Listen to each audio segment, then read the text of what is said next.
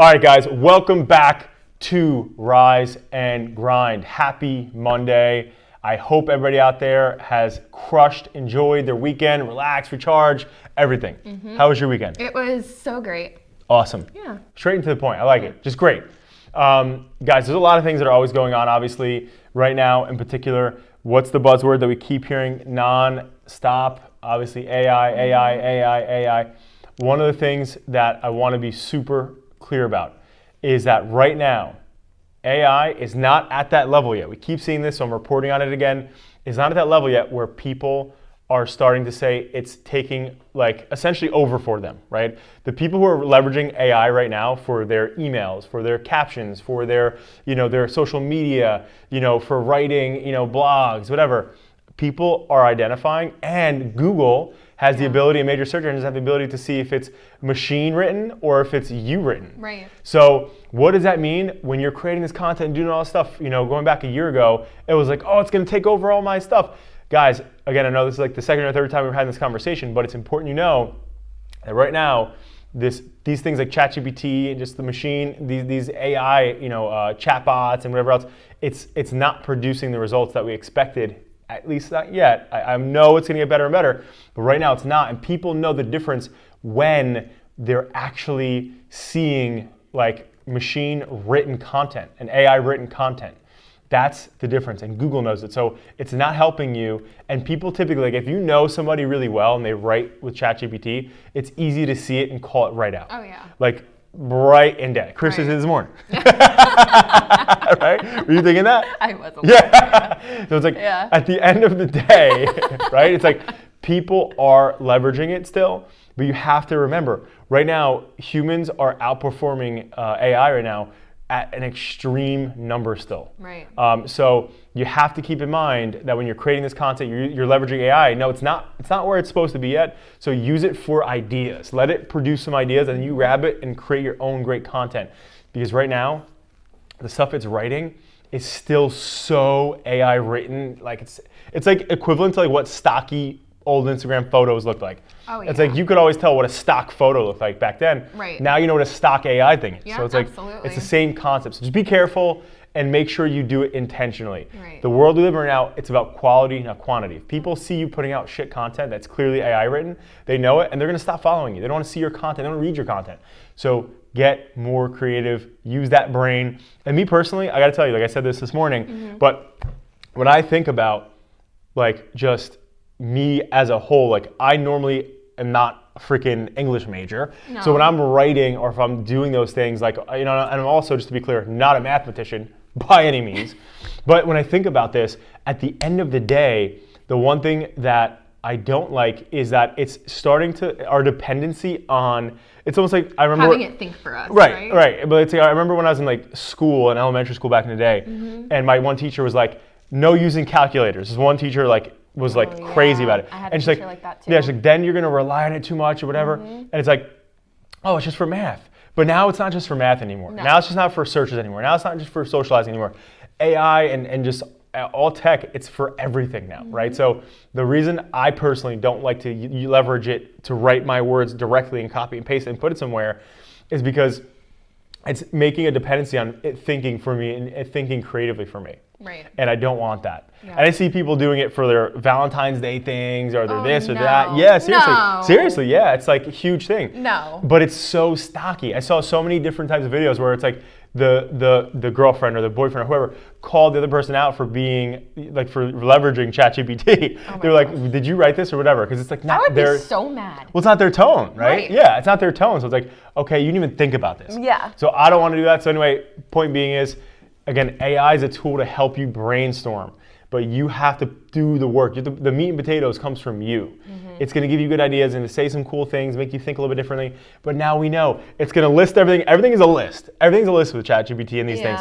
It's always listed out, but people know, so be careful with how you use it. And there's a few ways that you can make your AI generated content sound more human. Add statistics, add in quotes, add in anything relevant that's going on. Pop culture is really big. If you bring in a little bit of pop culture references into your content, it's showing Google that it's current information. A bot could not have written it. AI only has information up until a certain year, right? So anything that happens today, this week, AI doesn't know about. So if you add that into your content, Google is going to see it as more current. So that's a little hack. Chris said swiftly and delved in. I was like, those are the two main words.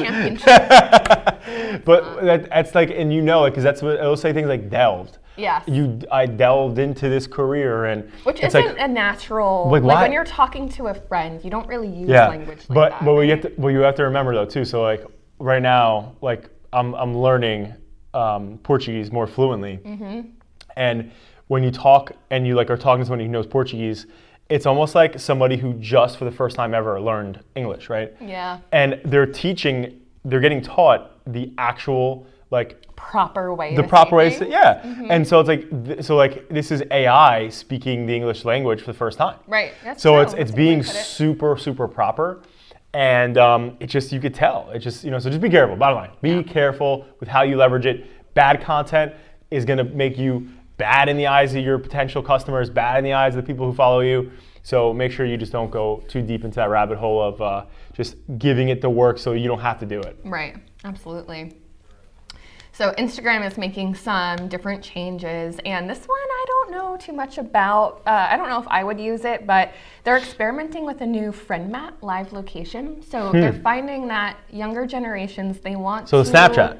Essentially. Yeah. Yeah, they want to live more in the moment. They want to feel like they're in real life with the person that they're following. So to help bridge any gaps, Instagram is doing the same thing. Yeah, the Snap Map on Snapchat. Yeah, where you can see where people are. They're bringing that over to Instagram. Now, when Snapchat first rolled it out, you could see where everybody was unless you went and made it Turned private. it off. So if you don't want people to know where you are, make sure you just click private on that. Yeah. Otherwise, your location will be shared. I had to do that because Megan kept tracking me. That's how the Snap Map. She always followed me around. Rob, it was unbelievable. He never left the office. It was crazy. I was always at the office. Yeah. Or in New York or in other places. Yeah. But nonetheless, that's interesting. It's funny because a lot of these, like I think about iPhone, I think about Apple.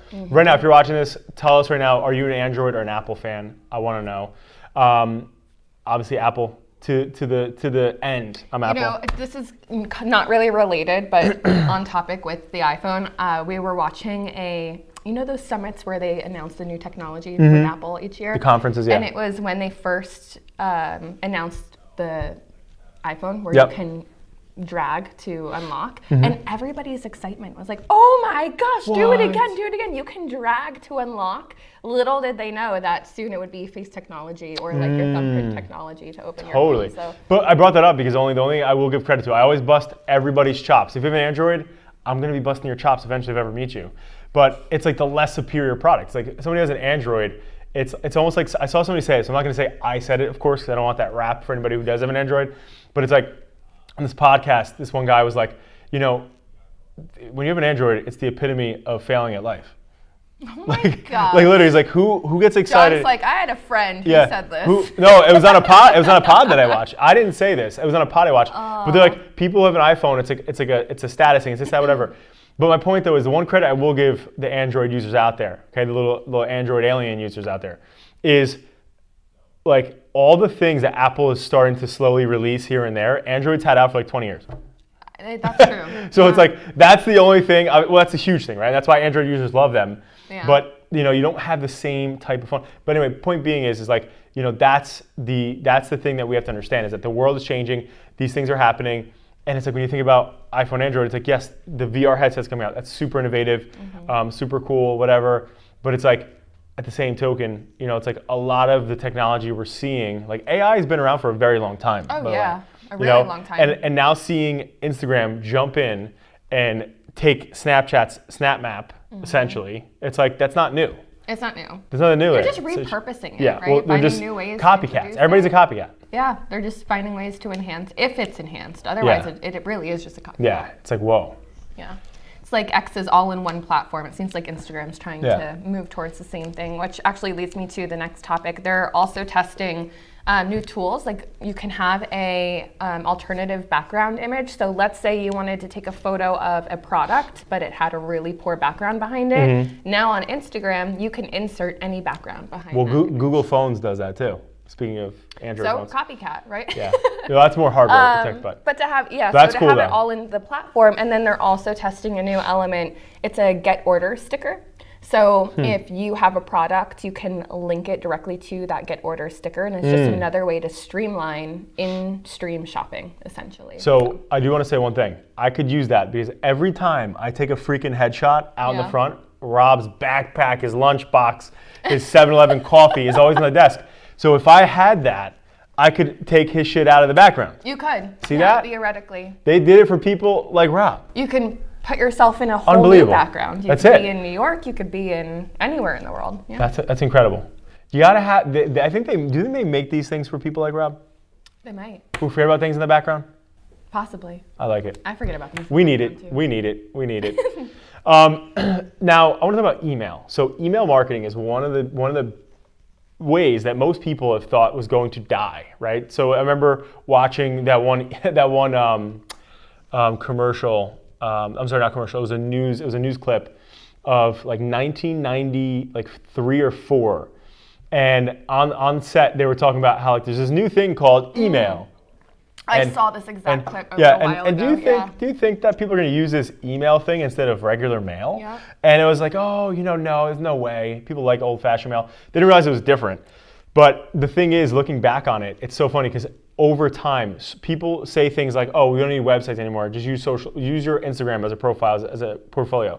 Like, but you can't customize. You have limitations, right? So, but my point is with email, 4.3 billion people are still actively utilizing email, and with an average 20% open rate. This is just across the board, which again, 20% of 4.3 billion means a lot of people are opening emails. Absolutely. So with that said, when you think about email, you have to think about it differently. And even here at Adapting Social right now, we're shifting and changing and testing things.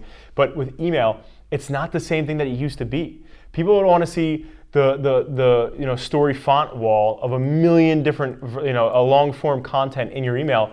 They're done with that. They want to see short, actionable things that lead to something quickly. Right. And they don't want to read long things anymore. Unless like you're a doctor and you're subscribing to a thing that is about doctors, important information or industry things that pops out on a Reddit, that's different. Maybe they're going to read that probably. Sure. But for the majority of the consumers, we don't want long form content.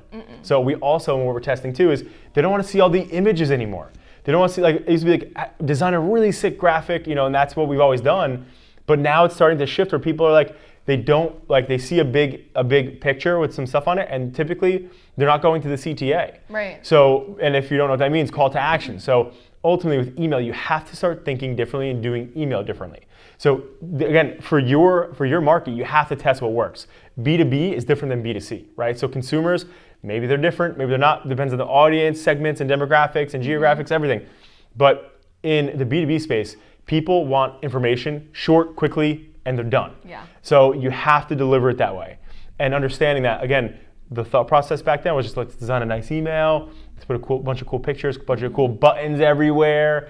And now what we're seeing, and we're still testing, but is the short form plain text is also starting to win because it gets right to the point, right to the link or call to action, and gets people going. Yeah. So again, email is far, far surprisingly from being dead, and you have to leverage it the right way. Because when you think about it, most people don't have their customers' phone numbers, Right. so they're not texting them, right? And if you put something on social media, in most cases, the organic reach throughout all platforms is not massive, right? And some are better than others right now. But when you get somebody's inbox, typically, I don't know about you, but actually I do know about you, but like most of us out there, right? They are crazy. Like I'm meticulous with making sure my inbox is cleared. I'm looking at the things. I'm removing the things that I don't want to see. But ultimately, I'm always looking at my inbox. So it's like the people out there are doing that.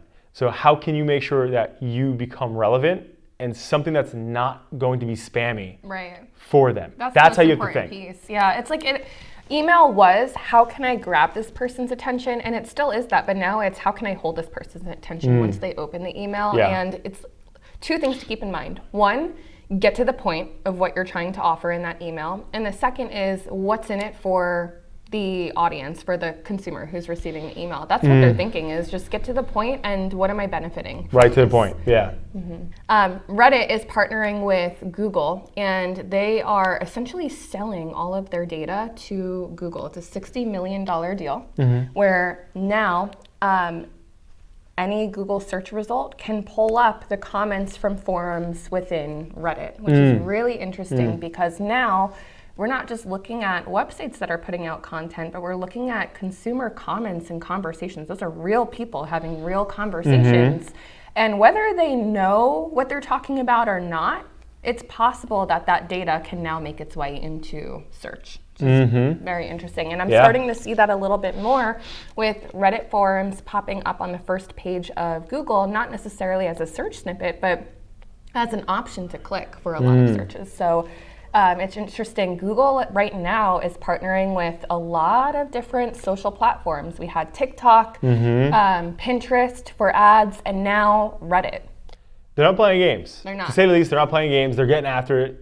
You got Larry Page, Sergey over there trying to take over the world, and listen, they're doing it. Like most people are terrified of what Gemini is going to become, because think about it. Google. And that's, if you don't know what that is, that's Google's version of ChatGPT. But Google has something that nobody, and I mean no platform like ChatGPT, Grok. Well, I guess Grok has Twitter, but Google for the past 2-3 decades has been legitimately the #1 search engine by far, monopolizing the industry.